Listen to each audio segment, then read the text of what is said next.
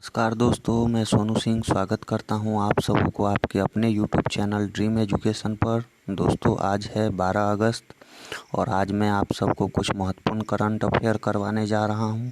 और हाँ दोस्तों, आज मैं इससे रिलेटेड कुछ मोस्ट इम्पोर्टेंट पॉइंट भी बताऊंगा, सो नोट डाउन करते रहें। और हाँ दोस्तों, अगर वीडियो पसंद आए तो लाइक, सब्सक्राइब और बेल के आइकन को ज़रूर दबाएँ। चलिए दोस्तों, बढ़ते हैं क्वेश्चन की ओर। आज का प्रथम क्वेश्चन है, हाल ही में किस देश ने कोविड-19 वैक्सीन का रजिस्टर करवाया है? ऑप्शन ए है इंग्लैंड ने, ऑप्शन बी है अमेरिका ने, ऑप्शन सी है भारत ने और ऑप्शन डी है रूस ने। तो दोस्तों, मैं आप सबको बता दूं कि कोविड-19 वैक्सीन का कल ही रजिस्टर करवाया है रूस ने। ठीक है दोस्तों, इसलिए इसका ऑप्शन डी सही हो जाएगा। अब इसके बारे में कुछ महत्वपूर्ण पॉइंट बता देता हूं दोस्तों, आप लोग नोट डाउन कर लीजिएगा, क्योंकि इससे रिलेटेड जो भी पॉइंट होगा बहुत ही महत्वपूर्ण होगा। ठीक है दोस्तों, चलिए पॉइंट की ओर बढ़ते हैं। पहला पॉइंट है, रूस की राजधानी कहाँ है? तो दोस्तों, रूस की राजधानी मॉस्को है। दूसरा पॉइंट है, कौन है? तो रूस का राष्ट्रपति व्लादिमीर पुतिन हैं। ठीक है दोस्तों, और तीसरा है, रूस का कौन सा रुपया है, यानी करेंसी क्या चलता है? तो रूस में रूबल करेंसी चलता है दोस्तों। ठीक है, और तीसरा है, चौथा है, रूस का पीएम कौन है?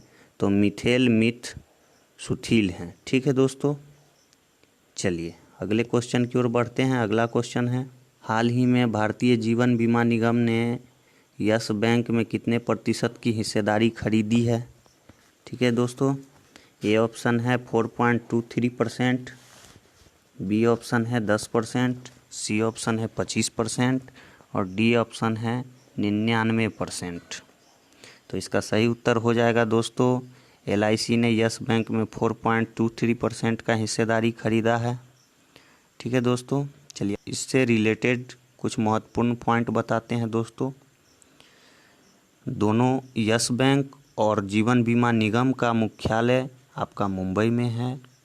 ठीक है दोस्तों, और हाँ, इसी के साथ यस बैंक में LIC का हिस्सेदारी 0.75% से बढ़कर 4.98% हो गया है। ठीक है दोस्तों, चलिए उम्मीद करते हैं आपको क्वेश्चन पसंद आया होगा और सभी जानकारी आपको समझ आ रही होगी। चलिए बढ़ते हैं अगले क्वेश्चन की ओर। अगला, हाल ही में किस प्रसिद्ध उर्दू लेखक और शायर का निधन हो गया? ऑप्शन ए है राहत इंदौरी साहब, ऑप्शन बी है इकबाल अंसारी, ऑप्शन सी है मोहम्मद समीर, ऑप्शन डी है इनमें से कोई नहीं। तो दोस्तों, रिसेंटली कल ही राहत इंदौरी साहब का कोरोना वायरस के कारण मौत हो गया है, इसलिए इसका ऑप्शन ए सही होगा। तो राहत इंदौरी साहब अपने इंदौर के रहने वाले थे। इंदौर मध्य प्रदेश में आता है। ठीक है, वहाँ के CM शिवराज सिंह चौहान हैं अभी फ़िलहाल में। ठीक है दोस्तों, चलिए अगले क्वेश्चन की ओर बढ़ते हैं। अगला क्वेश्चन है, WWE के पूर्व रेसलर जेम्स हैरिस का निधन हो गया, उसका दूसरा नाम क्या था? ठीक है दोस्तों, ऑप्शन ए है अंडरटेकर, ऑप्शन बी है कमला, ऑप्शन सी है जानसेन, ऑप्शन डी है इनमें से कोई नहीं। तो इसका दूसरा नाम दोस्तों कमला था। इनको कमला से भी जाना जाता है। दोस्तों, ये अमेरिका के पहलवान हैं और इन्होंने बहुत सारे प्रतियोगिता में अंडरटेकर के साथ भी प्रतियोगिता में भाग लिया था, इसलिए ये बहुत ही फेमस थे। ठीक है दोस्तों, चलिए अगले क्वेश्चन की ओर बढ़ते हैं। अगला क्वेश्चन है, हाल ही में किस देश में पर्यावरण आपात की घोषणा की गई है? तो ऑप्शन ए है जापान में, ऑप्शन बी है मॉरिशस में, ऑप्शन सी है सऊदी अरब में, ऑप्शन डी है भारत में। ठीक है दोस्तों, तो इसका सही उत्तर हो जाएगा मॉरिशस में पर्यावरण आपात की घोषणा हुई है। क्यों हुई है ये भी बता देता हूँ दोस्तों। एक जापान की जहाज़ थी MV वाकाशियो नाम की। ठीक है दोस्तों, वो मूगा चट्टान से अरब सागर में टकरा गई। मूगा चट्टान से अरब सागर में टकरा गई है। इसी के कारण मॉरिशस में अभी फ़िलहाल जो है सो पर्यावरण आपात की घोषणा की गई है और मॉरिशस के प्रधानमंत्री ने फ्रांस से मदद मांगी है दोस्तों। अब इसका पॉइंट है कि मॉरिशस के प्रधानमंत्री कौन हैं? तो मॉरिशस के प्रधानमंत्री दोस्तों प्रविंद जगन्नाथ हैं। ठीक है, दूसरा पॉइंट है, मॉरिशस की राजधानी कहाँ है? तो मॉरिशस की राजधानी दोस्तों पोर्ट लुइस में है। और हाँ दोस्तों, मॉरिशस की पूरी अर्थव्यवस्था पर्यटन पर ही निर्भर करती है। यह पिछले साल ही 63 अरब रुपये का पर्यटन से ही सिर्फ लाभ कमाया था। ठीक है दोस्तों, उम्मीद करते हैं आपको सारी जानकारी अच्छे से समझ आई होगी। चलिए अगले क्वेश्चन की ओर बढ़ते हैं। अगला क्वेश्चन है, श्रीलंका के नए प्रधानमंत्री कौन बने हैं? ऑप्शन ए है महिंद्रा राजपक्षे, ऑप्शन बी है गोटाबाया राजपक्षे, ऑप्शन सी है रानिल विक्रमसिंघे, ऑप्शन डी है इनमें से कोई नहीं। तो दोस्तों मैं आपको बता दूं कि श्रीलंका के नए प्रधानमंत्री महिंद्रा राजपक्षे जी बने हैं अभी अभी। ठीक है दोस्तों, जो कि 9 अगस्त को शपथ लिए हैं। ये पहले राष्ट्रपति भी रह चुके हैं श्रीलंका के। और ये कौन से पार्टी से बिलोंग करते हैं दोस्तों? तो ये पीपुल्स पार्टी से बिलोंग करते हैं। इन्होंने दोस्तों, इनकी पार्टी ने, पीपुल्स पार्टी ने टोटल 145 सीट जीती है और 5 इनके सहयोगी पार्टियों ने जीता है। इसलिए टोटल मिला के इनके पास अभी 150 सीट हो गए हैं, जीती हुई सीट। ठीक है दोस्तों, एक बात और बता दूं कि 2005 से 2015 तक ये श्रीलंका के राष्ट्रपति रहे हैं। और अभी फ़िलहाल में श्रीलंका के राष्ट्रपति गोटाबाया राजपक्षे हैं, जो कि महिंद्रा राजपक्षे के छोटे भाई हुए दोस्तों। अब एक और पॉइंट दोस्तों कि श्रीलंका की राजधानी कहाँ है? तो दोस्तों श्रीलंका की 2 राजधानी है। वाणिज्यिक राजधानी है कोलंबो और प्रशासनिक राजधानी है श्री जयवर्धने कोटे।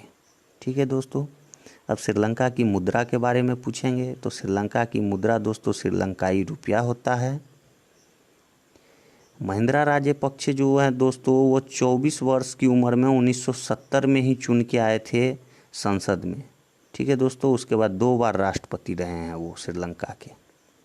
चलिए अगले क्वेश्चन की ओर बढ़ते हैं। अगला क्वेश्चन है, भारत ने कितने सैन्य उपकरणों के आयात पर रोक लगा दिया है? ऑप्शन ए है 80, ऑप्शन बी है 90, ऑप्शन सी है 101 और ऑप्शन डी है 110। तो इसका सही उत्तर हो जाएगा दोस्तों ऑप्शन सी, 101 उपकरणों पे रोक लगा दिया है।